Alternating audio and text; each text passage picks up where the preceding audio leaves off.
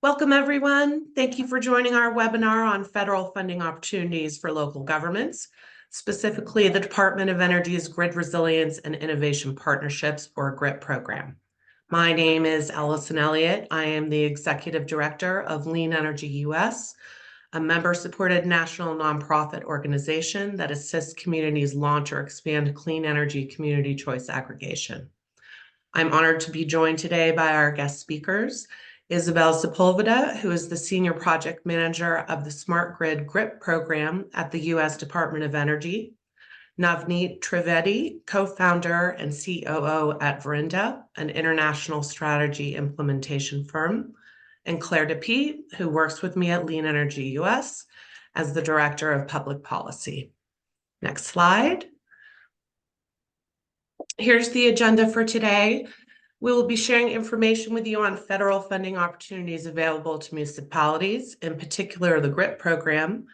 Take a look at what happened last year in the first round of GRIP funding, what the DOE is looking for in applications for this year, and talk about next steps in assisting you with identifying, applying for, and implementing awarded programs. Please feel free to submit questions during the presentation. We will have a Q&A session at the end of the webinar. We will get to as many questions as possible as time allows. If we don't get to your question, we will follow up with you via email after the webinar. With that, I'll pass the presentation on to Isabel, who will be first discussing an overview of the GRIP program. Welcome, Isabel. Thank you for joining. Hi, Allison. Thank you so much. Thank you to you, Navneet, and Claire for inviting me today. I'm really looking forward to being able to speak with everybody on the line. As Allison mentioned, I am with the Grid Resilience and Innovation Partnership Program at the Department of Energy's Grid Deployment Office. So we are administering the bipartisan infrastructure law funding for clean energy and specifically grid modernization deployment across the country. So that's what I'm here to speak to you about today. We recognize that there are many different sources of government funding available, and it can be very difficult to navigate and understand what's the right type of funding and program for me and for my project. So we're hoping to provide a little bit of clarity on that today. I wanted to start by describing the GRIP program and what our overarching goals are. Most importantly, transforming the U.S. electric grid, both at transmission and distribution levels, by increasing the resilience in the face of extreme disruptions, enabling data-rich and flexible grid performance, and spurring innovation at all stages. So those three areas cover our three main topic areas in the GRIP program: resilience, smart grid, and innovation. And I'll go into those in more detail. The second point you see on there is prioritizing energy justice as an essential component of infrastructure development by dramatically altering the relationship between energy providers and their communities. This is a really important point, and something that I'm going to go into in more detail. And so I will, hopefully that message resonates with this audience, given your strong focus on communities and community engagement in their energy futures. And then lastly, catalyzing and leveraging private sector and non-federal public capital. This is important because DOE sees this program as a partnership where all parties are invested, both the applicants and the communities, and we see this funding as a catalyst for additional innovation and investment throughout the country. So you can go to the next slide, please. So here's a quick overview of the three topic areas that we have in the GRIP program. The first, and this is how the program is structured. You can submit an application for any one of the three topic areas, or you can submit more than one application in multiple topic areas. The first category, topic area 1, is the first one you see there, utility and industry resilience grants. Now, those are grants that really focus on mitigating the impacts to the electric grid due to extreme weather, wildfire, or natural disasters. how does the grid respond in relation to extreme events? The second category is smart grid, and that's the area that I'm particularly focused on. I have two colleagues who cover the other two topic areas. The smart grid grants are focusing on data-enabled grid operations. So activities that support the flexibility, efficiency, and reliability of the electric power system. A particular focus on advanced technologies and data-enabled system capabilities. The last section is the Grid Innovation Program. The Grid Innovation Program is different in the sense that the funding amounts are bigger, so we are looking for larger scale projects. And they're activities that facilitate coordination and collaboration with electric sector owners and operators to demonstrate innovative approaches to transmission, storage, and distribution infrastructure, all the while enhancing resilience and reliability, as we do, as you can see echoed throughout the rest of the program. So I'm happy to answer questions about how these three topic areas are different, but we will go into that further ahead in the presentation. One thing I really would like you to note are the eligibility requirements for different types of entities in each topic area. Nonprofits and local government entities are eligible to apply for the smart grid and grid innovation topic areas. If there are any questions about what type of entity you are or which category you fall into, if you are eligible for a certain program, then we would certainly like to hear that and help clarify that for you. So we can go to the next slide, please. So with that, I wanted to talk a little bit about the community benefits planning portion of the GRIP program. I'm highlighting this specifically because it is a critically important component of what DOE sees as its role in supporting the electric grid infrastructure across the country. The community benefits plan is a required component for every application. And we are really looking for applicants to address each of these 4 items that you see listed here.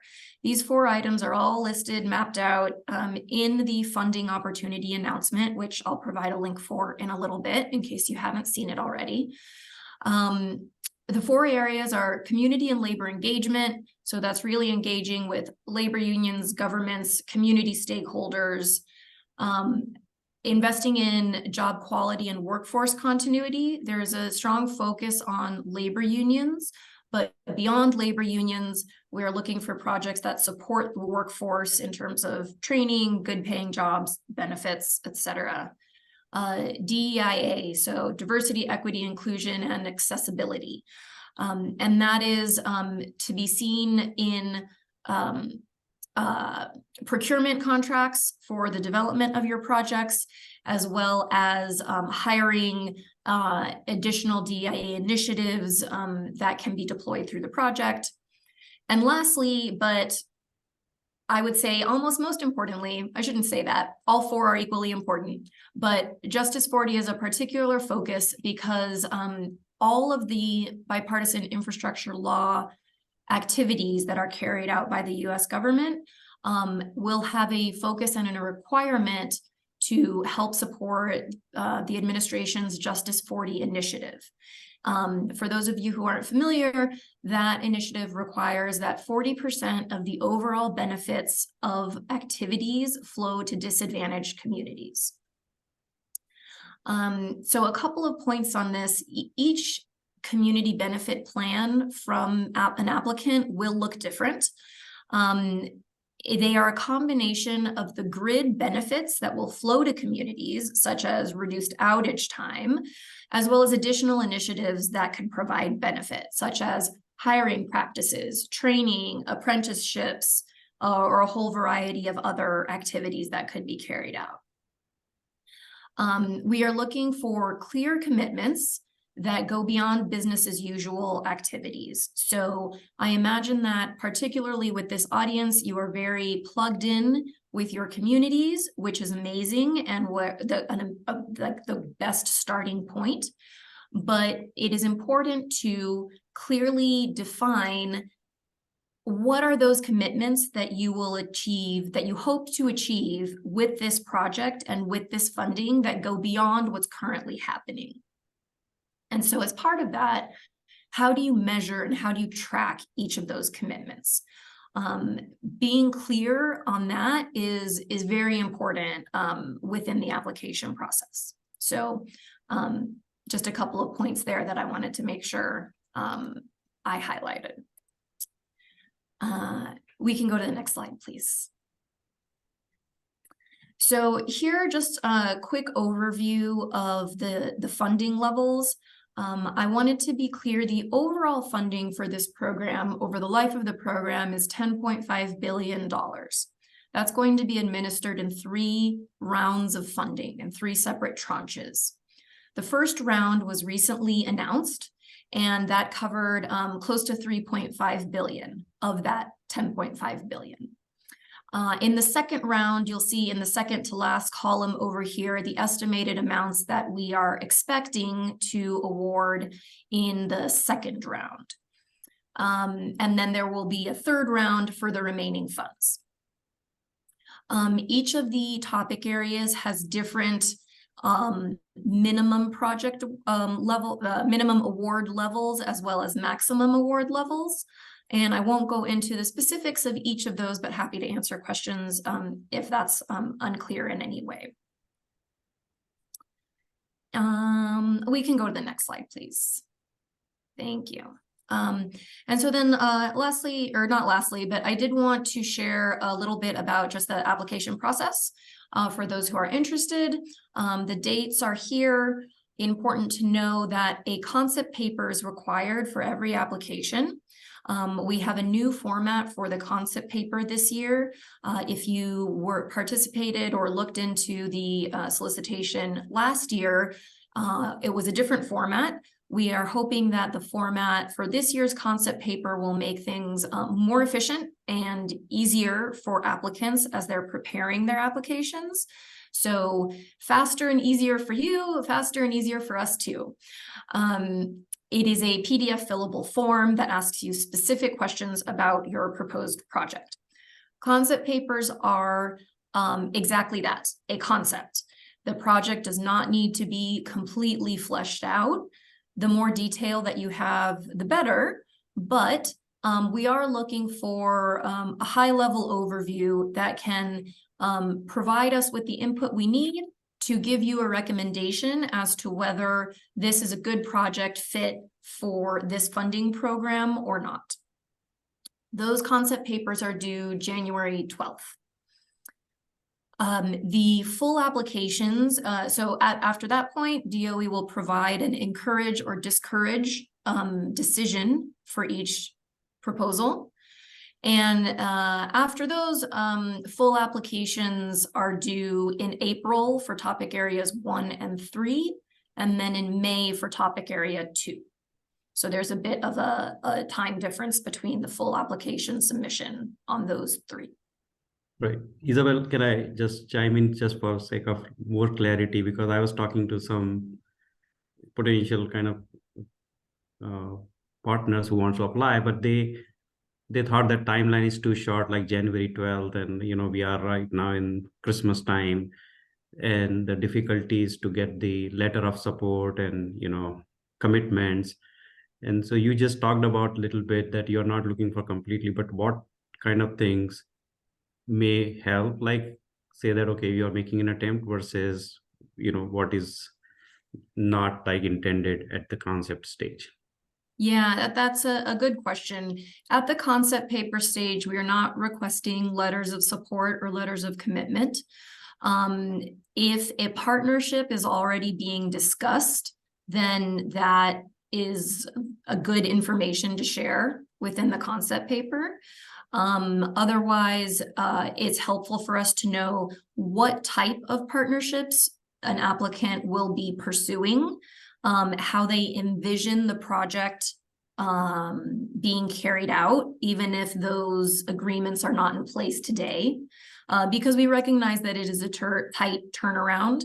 And the objective of the tight turnaround is primarily to try to be able to award this money as quickly as we can, given the limitations of the many steps in the rigorous process that needs to be carried out. So we recognize that it may be tough to get to these timelines, but to your question, at the concept paper phase, for any components that are not of the project that are not already concrete, an indication of what the intention is will help us determine simply if this is the right program really to apply for this type of funding, and to give that encourage or discourage decision. Thanks. So with that, I did want to provide you with a handful of resources that we have available for you. I wanted to make sure that everybody who attends this webinar has these. Most importantly, the link at the top, you see infrastructureexchange.energy.gov. This is where the funding opportunity announcement is available. The funding opportunity announcement is number 3195.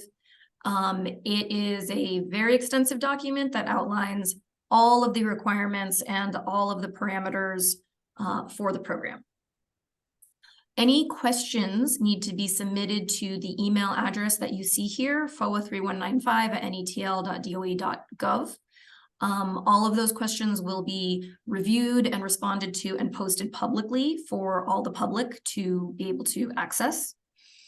And then lastly, in the bottom point, I mentioned DOE has had and will continue to have additional informational webinars that can be found at that link at the Grid Deployment Office's webpage, and those webinars will also be posted on the Infrastructure Exchange link that I mentioned there.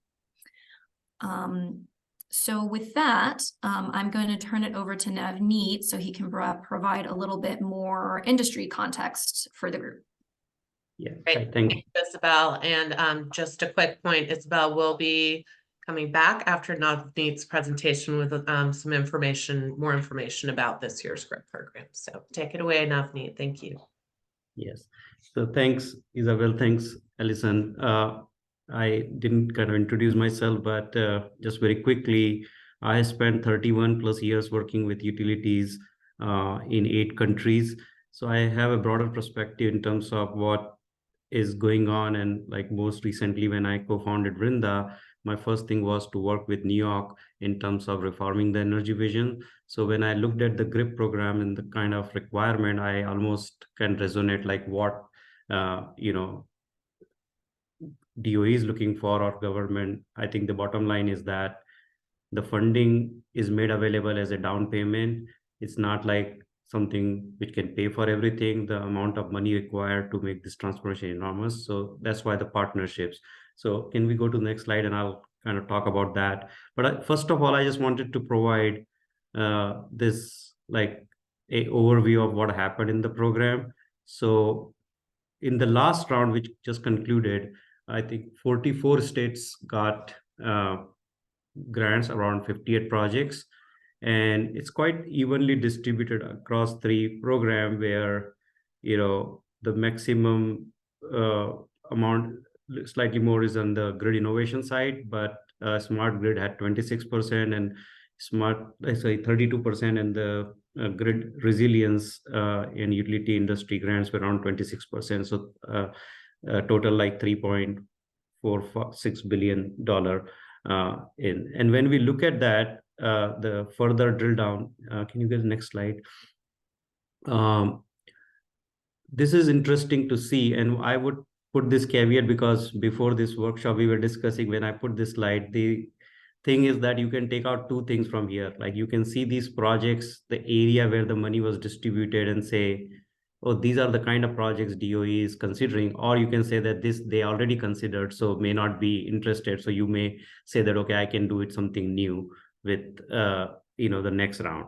But if you really look at and from a technical point of view, interconnection is a huge issue, right? How to bring clean energy to the load center. So 670 million in the first program, which is the distribution of grid innovation program. That one, major chunk went to interconnection, and then also making the communities resilient through microgrids, kind of investments. When you look at the smart grid, I think the intent of the smart grid investments, at least in this round, was how to leverage the existing infrastructure by technology, because recognizing that we have aging infrastructure and it takes a long time to get right of ways and build new infrastructure. But we also know that the utilization of our infrastructure is not that high, average is 55% load factor. So there is now new technologies are available on smart grids which can make the load more flexible or make the more reliability by using technologies like Flisser, which can sectionalize the network and reduce the outages. And most important is how to integrate renewable energy. So if you look at the smart grid portion, around 350 million went for how to integrate renewable energy. And it's a big kind of thing, because at the distribution level, when we go in the distribution substation and below, traditionally utilities don't have a lot of visibility. They don't have the kind of monitoring and control what they do on the transmission side. And it was because of the sheer volume and the value. But since now we have distributed generation, it become very complex distribution operations. So the technologies are available and that kind of, deployed, and that's where the focus was in the second one. And the third area, if you look at, again, new technologies, but I would almost call it like, non-wires alternative to traditional way of expanding. So, microgrids, using batteries or bringing battery with the existing grid so that you can have more resiliency, but not in a traditional sense of just hardening the grid by poles and wires. So, whatever worth it is, this is an analysis which can show you. And as I said, you can take it in two ways. Like it can be, these are the areas, at least that they funded in the last round, but this also can tell you that maybe new areas.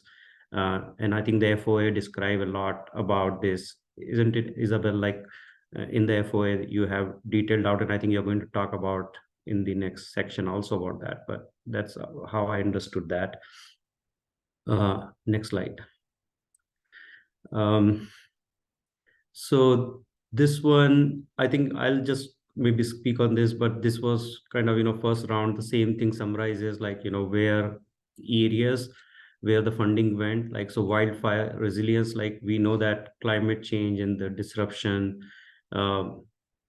is real for our communities. It doesn't matter whether you're in coastal or you're inside. Like if you're inside, you may get a flooding. What we saw in Vermont, like Montclair is an example, out of nowhere, they had such a destruction. So, resiliency, building microgrids, renewable integration, and then, community focus, as Isabel described, like it's very important because we know that climate change is getting real, but the most impacted people are, disadvantaged communities. They don't have resources. So the important thing is that I think GRIP grants are rightly kind of focused on how to make the communities, and especially like low-income communities, more resilient. Next slide. So I think if you look at overall picture and looking forward, and you want to kind of get like what this GRIP grant is looking for, and this is like, I would say industry view or like my analysis of what GRIP grants. So if you look at the emerging trends, which GRIP grants talk about, like climate disruption, we have all sorts of things going on, droughts, floods, snow, some mudslides. And we know that our traditional infrastructure is not going to stand, because of sheer the changes we are seeing. So the question is how to make the infrastructure more resilient. So there can be traditional approaches, undergrounding the cable, but also how to make, local communities more resilient through technologies, utilizing integration of local resources, microgrids, and so on and so forth. The other thing which I understood from looking at grid, and I said this, and it goes back to my initial comment on the REV program in New York. When REV was announced, the idea was we need to reform the energy sector, not because we have only climate change, but we have aging infrastructure, and the amount of money required is so high that we just cannot fund it on our own. So what it means is that we need investment, and we need to bring private capital, we need to bring other sources. The question comes up is, new technologies, risk is high, regulatory frameworks are not completely developed, still we don't know how to value the resources. So I think GRIP grant is making a down payment and enabling. It's not a thing that they are trying to pay for everything.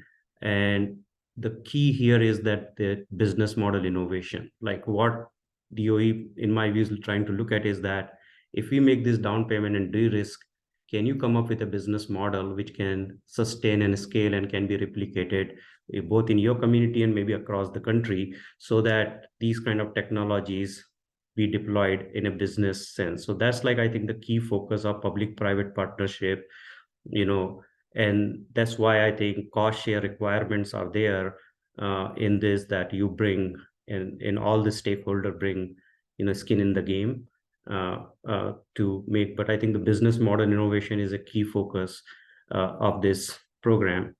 The more technical side, if you really look at, with the intermittent resources coming in, we had a system, electricity system, where we call it load, like customer is called load. Like, so utilities not long ago used to call, oh, they are loads. They are not even customers. So the thing is, we need everybody to participate. And if you want everybody, means if a customer to participate, means you're talking about a technical term, is that can customer provide something, and what customer has is load, and the flexibility of load is a key thing. But the question is, can we get that flexibility carbon free? What I mean is that traditionally in the utilities, we get the flexibility by putting a gas turbine or open cycle gas turbine plant, which kind of quickly react to the grid condition, and that's how you get the flexibility. But here we are talking about, can we use the customer cited resources? Maybe it's a battery, it's like your load with demand response, and can we get the carbon free flexibility? So that's like what innovation they are looking for. They are not looking for, like, you come and say, I want to build a gas power plant in my community to make more flexibility. The fourth trend, which is leveraging the digital technologies. So here, we are scratching the surface right now on AI in energy and all. But what we notice is that we are getting this huge amount of new technologies which can really make it forecasting, planning more efficient. It can give you where to put the resource, how to optimize the resource, how to integrate the resource and make it work, so that we can enhance the value of our current infrastructure. So the other, I think, intent in my reading is that since the infrastructure projects take a lot of time, and out of time, like if you try to build a new substation line, the right of ways and all, it takes years. So can we leverage new technologies, especially in the smart grid, to enhance the capacity of the current infrastructure? Or, maybe it's like dynamic line rating changes. You can have volt-var optimization. The idea is that, can we get more out of the current infrastructure and using the technology, and is it possible? So I think rightly DOE program is trying to look at how to enhance the value of current infrastructure. And last thing, which is the most important, and the reason why I know that communities are important, but I'm looking from more business side. The thing is that if we believe the customers have this new empowerment that they can get to choose to generate their electricity, or they can have storage and other technologies, the problem is that if they have it and they just use it for their backup use, it's a very costly proposition. But if that resource can be used along with the utilities, other resources, then it can become very valuable, because then we are not duplicating the effort. The problem is for customers, it's very difficult to react to price signals or, but when it comes to low income customers, especially, they are very price sensitive. Right? Suppose somebody says, I can give you $20 per month for making your resource available. I will do all the management control and I will ensure that your comfort level is not changed. I think the low income customer will react to that. So that's where I think the value of community participation, but the key question is that what can we offer to the community through this? So can we develop some models which can, leverage these resources, but also come up with this business model and community partnership? So I think these are the kind of things which, in my understanding, I think Isabel can comment on that, but I think that my reading of this whole thing and my experience with working for last at least 10 years on these topics here in New York and other like northeastern states is that we don't have like amount of money we need to come up with innovation in business models. Government is trying to de-risk the thing, and then we need to come up with this holistic approach, and that's what I think they are looking for through this applications. Isabel, do you want to make any remarks on this part of my No, I think you covered it really well. Okay, great. So then we can kind of move to the next section, priority focus area. I'll hand it back to Isabel. I think you may be all interested in like where DOE is trying to focus for the next round. So Isabel, take it over. Thanks. Sure, thanks. So I'm going to talk a little bit more about more specifics on the priority areas of focus for each topic area. Before I jump into that, I know there are a lot of questions around which entities are eligible for each topic area. One thing that I wanted to say, if it wasn't clear, is that it is possible to create partnerships to apply to these grants. And in fact, that is strongly encouraged. We are looking for collaboration between different types of entities. So whether as you are looking at putting together a project proposal, if you identify a certain topic area that you may not be eligible for in a legal sense, see if you can create a partnership with a different organization that could act as the prime applicant with you acting as the partner. Those partnerships are incredibly important and are a significant value to the application. So with that being said, I'm going to talk a little bit more about the areas of investment that we're looking at. Navneet mentioned in a previous slide, kind of where did the money go in the first round? Those are important areas of investment, but we also take into account, well, if we funded a lot of this in the first round, what do we want to do in the second round that is different? So keep that in mind. Everything that is on these slides is in the funding opportunity announcement, word for word. So you can go back to that document to reference anything that you see here and in more detail than what you see here. So for this first topic area, which is grid resilience, a couple different things to highlight. We are looking at approaches that expand transmission and distribution capacity along existing rights of way. So we are not building new lines within the first topic area. These are enhancements to existing lines that will upgrade capacity in the overall realm of improving the resilience of the grid. On the second point, looking at transformational, comprehensive approaches to mitigating one or more hazards that cover multiple utility service territories. So a couple different pieces within that. Multiple utility service territories. So again, going back to that collaborative approach, mitigating one or more specific hazards. As a group, we can all agree that climate change is changing the scenario for the electric grid, but we want to know what specifically is the issue that the service territory you are looking at is being affected by. Is it wildfires? Is it hurricanes? Is it drought? And how does the project you are going to develop, how is it going to address that specific need? We are looking at activities that reduce the likelihood and consequence of impacts to the grid from extreme weather and other natural disasters. So that's an essential component. And within that, technologies that might include are not limited to monitoring and control, advanced modeling software, and adaptive protection devices. With that, just a couple of quick notes.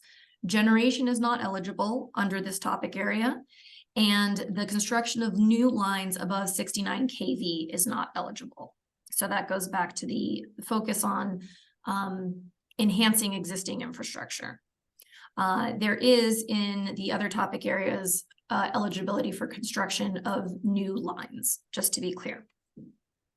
So if we could go to the next one, please. In topic area 2, focused on smart grid, the main things that we're looking at is in the first round, we saw a lot of smart grid development on the distribution side, which I think is to be expected and is really important on the distribution side.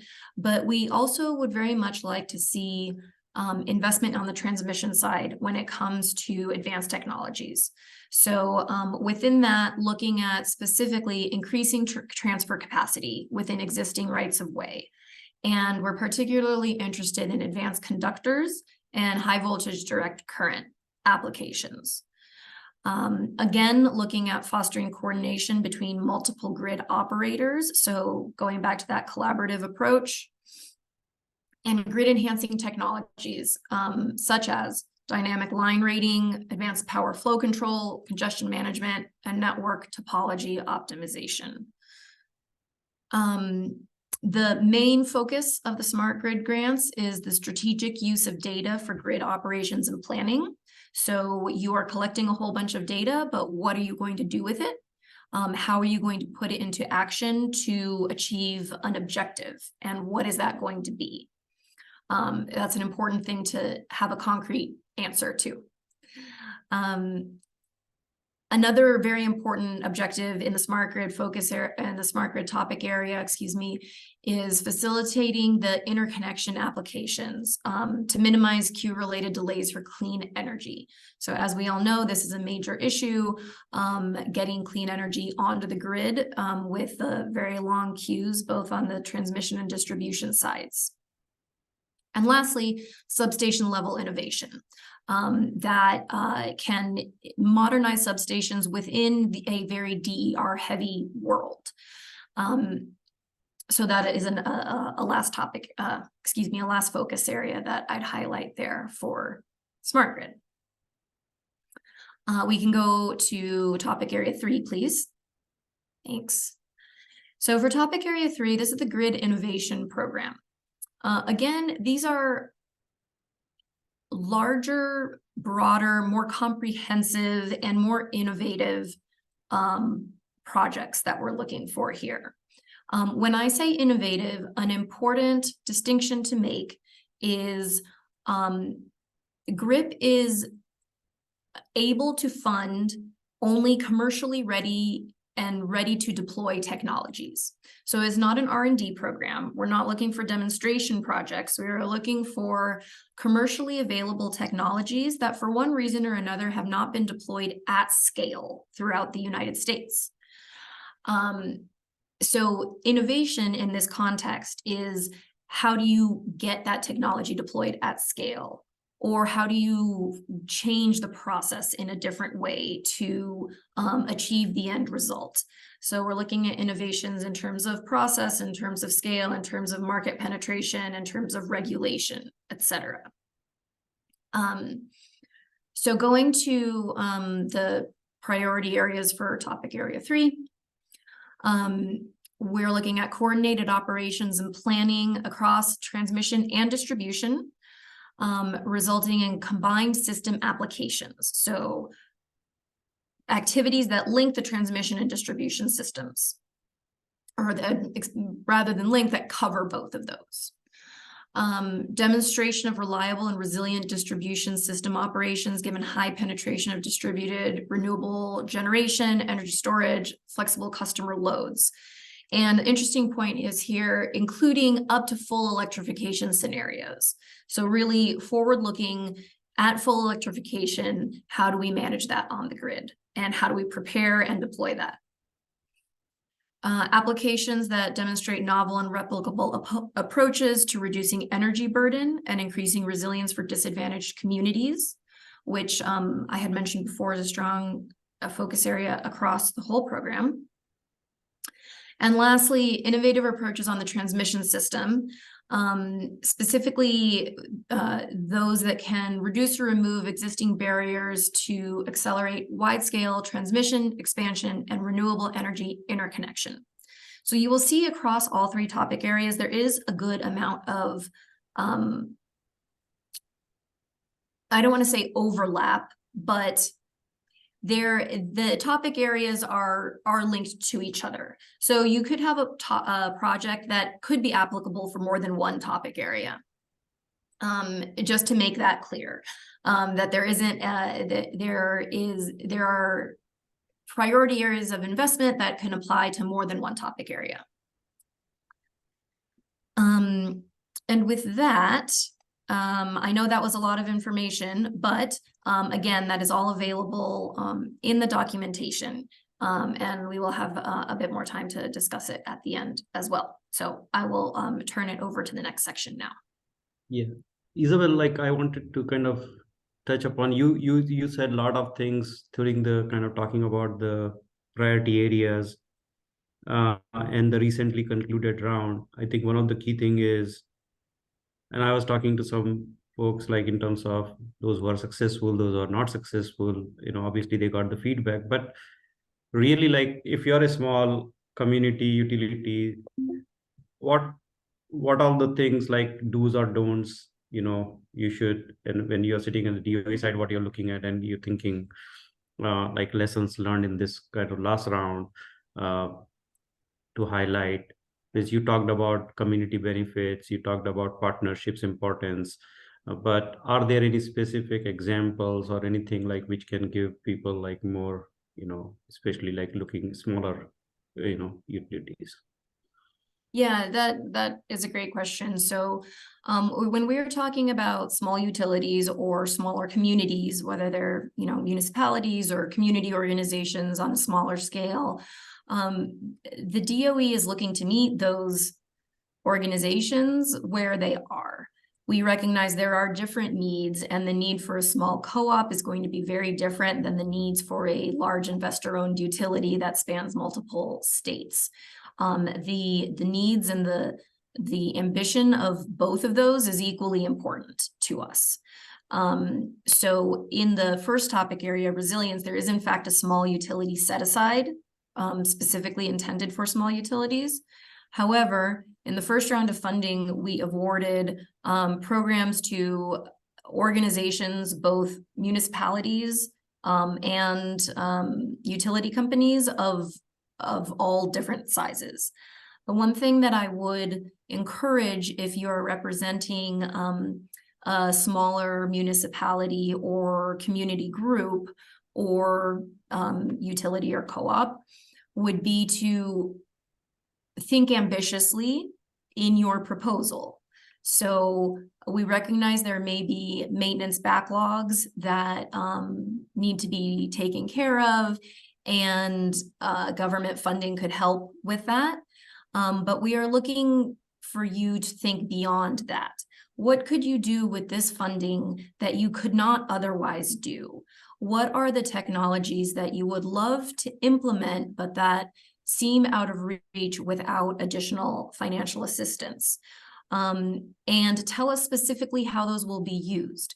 You want to implement X, Y, or Z because of the increased electrification, of the increased penetration of electric vehicles in the service territory, or increased customer-sided rooftop solar, or because a microgrid solution would help resolve an important resilience issue within your state.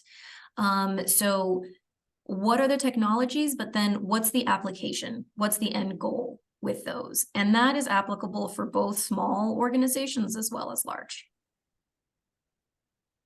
Yeah, I think great. And I just want to compliment, like, based on what I heard and what I, tell utilities in general and like small communities I work with.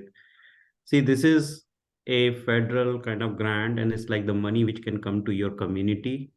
So oftentimes it's a difficult, like, to coordinate between the utility, local utility and the community and all. But I think the goal is clear: to get the money in your community, I think you need to work together. And that should, if we keep that goal, then everything can kind of fall in line.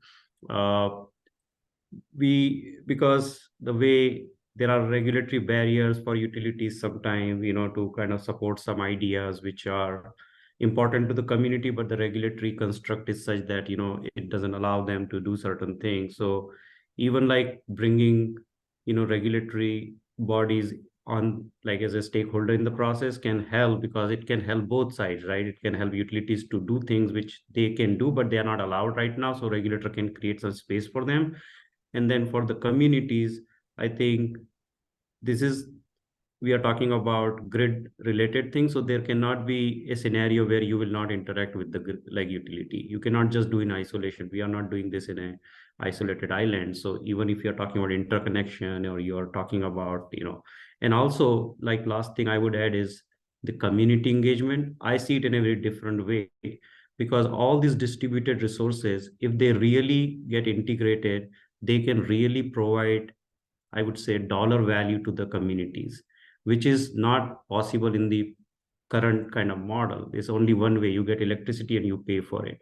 Here, basically, by creating the resources in your community, you can really have an opportunity, either to service local utility, or even wholesale markets, the aggregation and so on and so forth. So I think that's what I think Isabel is referring to, thinking different and big, like what you can do with this. And technology is there, DOA is willing to support. So I guess those are the things which are important and doable, actually. Thank you, Navneet. And I think in the interest of time, we're going to move along to Claire DeP. I'm seeing a lot of questions come across, a lot of questions. And I think the idea, the partnership that Lean and Vrinda have together are to help you with these questions and help walk through what is a fairly complex process. So Claire's going to discuss that with us. Go ahead, Claire. Thanks. Yes, thank you, Alison. I'll try to be quick, because I really want us to get through those questions.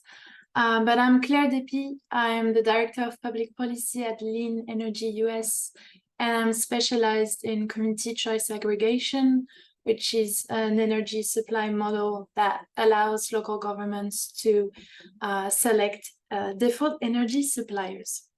So let's get right in the topic. So the reason why we're organizing this webinar today is to first tell you about the DOE's GRIP program, but it's also to share with you some exciting information related to our funding partnership opportunity for communities.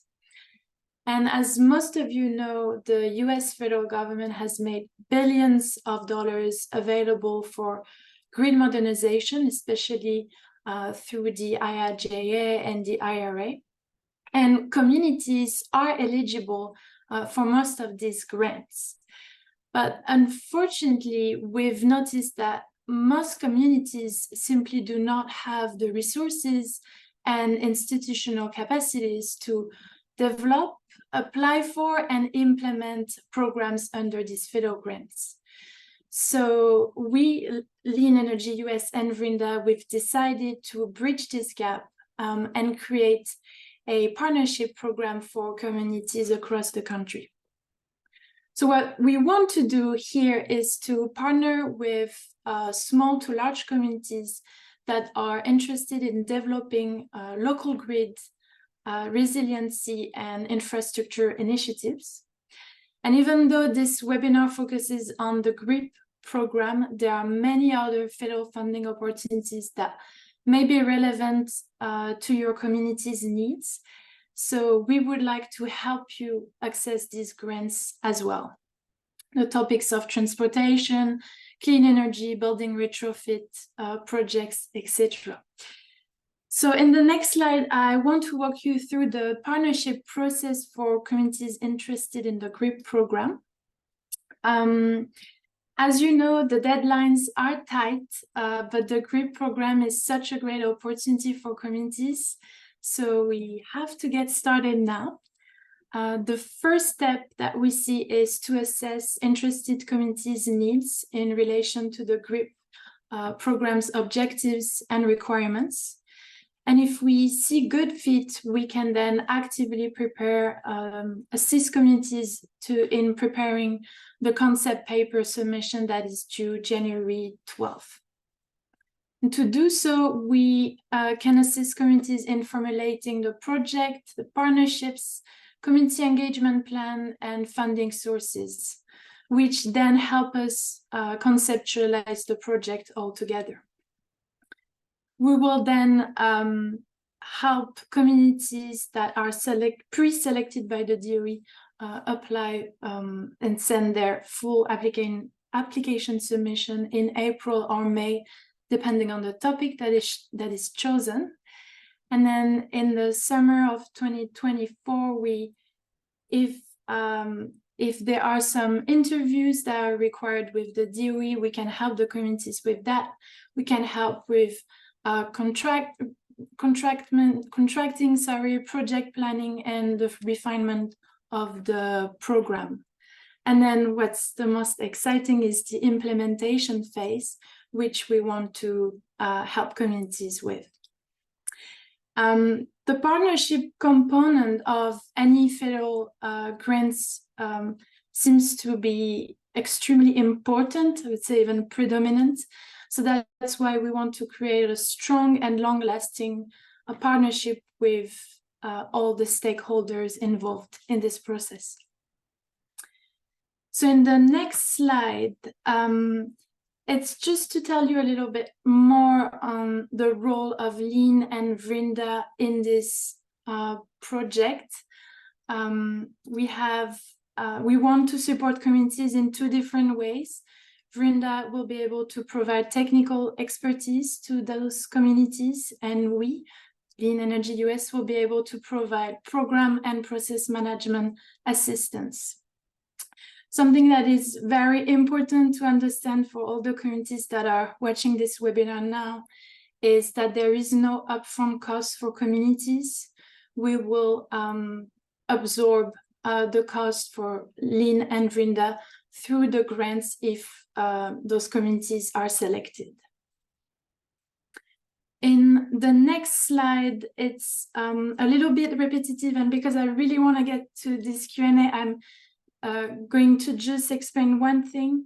The first step that we need communities to do now is to fill out an online questionnaire. It's very quick, but it is the most important first step in this entire process if you are interested in partnering with us and getting our assistance with this. So we will send the questionnaire via email, and we'll put it in the chat.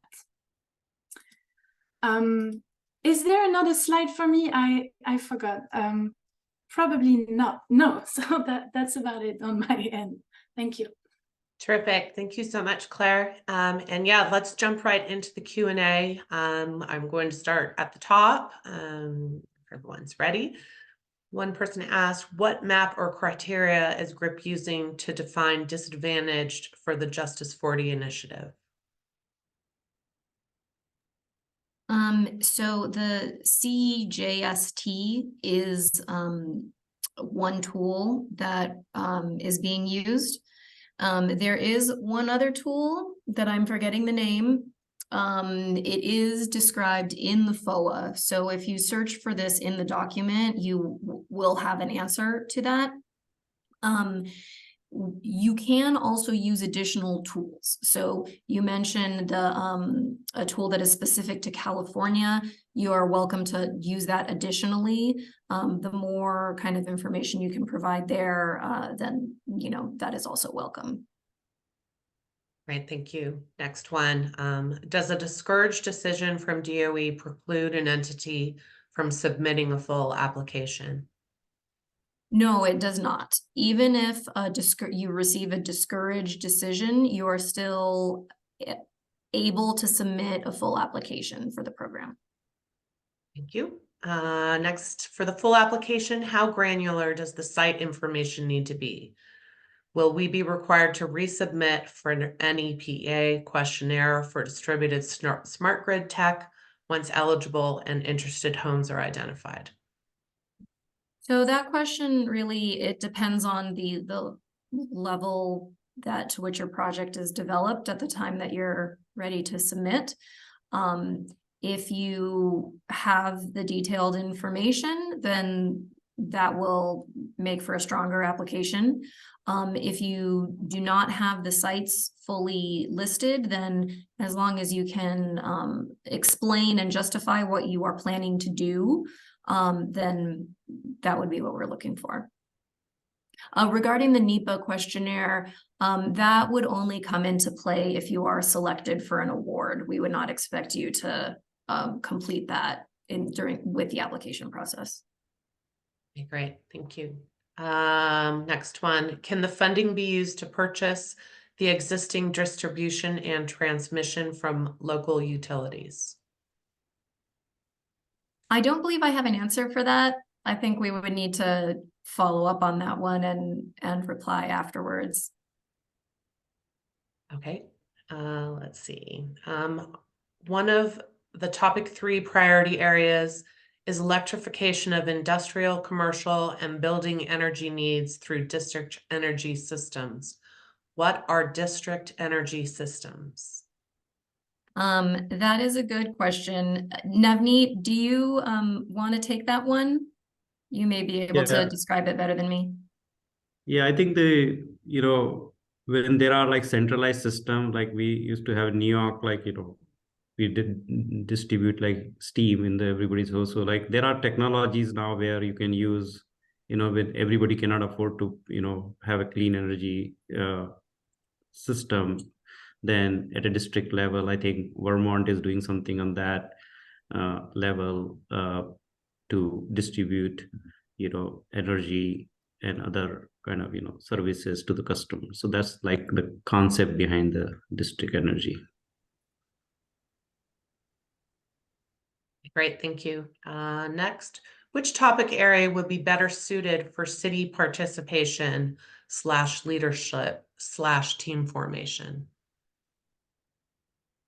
So I'm not sure I understand the question completely, but cities, I just would direct you back towards the eligibility requirements for each topic area. Cities are eligible to apply in topic areas 2 and 3. If you are looking for a project that is, the intent of the project is, I may be understanding the question incorrectly, but yeah, I'll just leave it at that. Yeah, I think just quickly I can add, like with one of the cities I work with, they had a goal to become like net zero city. And that net zero means you have to decarbonize deeper into different areas like transportation, heat, and all. And like working with your utilities, you can achieve those things in a more efficient manner, but it requires tremendous amount of technologies, both the equipments, but also communication and so on and so forth. So as a city, if you really have that kind of ambitious goal, I think you can leverage. Obviously, you will need utilities and other partners to kind of work with, like Department of Transportation in your city and things like that. Great, thank you. I think we'll do 2 more. One is, can one project be eligible in 2 topic areas? Would an applicant have to submit a concept paper twice in that case? Could a project receive funding from 2 topic areas, i.e. split funding? So that is an interesting question. when you don't need to submit a concept paper 2 times. A new feature for this round of funding is that in the concept paper form, you can select which topic area you think is best suited to your topic, to your project. In our response to you, we will let you know if we think that you should apply under a different topic area. And then you can switch to that other topic area for the full application. So you won't be limited by that. Now, as to splitting the funding between 2 different topic areas, that it wouldn't work. You would need to have the project submitted under only one topic area. My point earlier was that some projects could qualify under one or another, but not necessarily under 2 at the same time. Okay, great. Thank you. Isabel, do you have time for one more question? I know we're right at the top of the hour. Terrific. Sure. Topic area 3, priority area, novel and replicable approaches to reducing energy burden and increasing resilience for DACs. Can you confirm if virtually aggregated energy resources, like a virtual power plant, it's a mouthful, would count towards this end?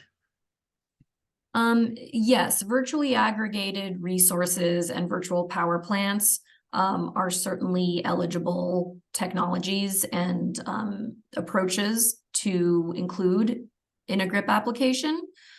So I think that would be entirely appropriate. Okay, terrific. Thank you.